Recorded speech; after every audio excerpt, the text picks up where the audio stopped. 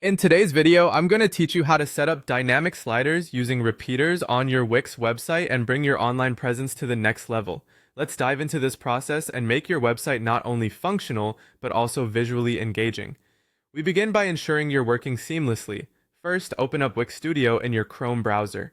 The environment is optimized for Chrome, so it'll provide you with the best experience while navigating through all the features. With Wix opened, navigate to your desired web page, where you want to add dynamic elements. Once you're on your page, the next step is to add a repeater element.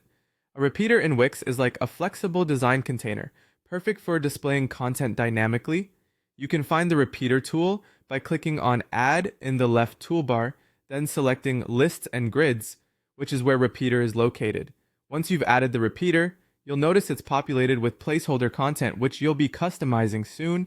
The fun part begins as you add a slider component inside the repeater item. Think of the slider as a mini carousel that beautifully displays images or content. You'll find the slider under Add and then Interactive.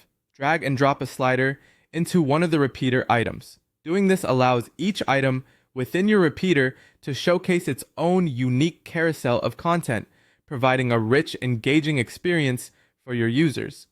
Now it's time to customize. This step truly gives your webpage a personal touch. Click on each slider within the repeater and start adding your images or content.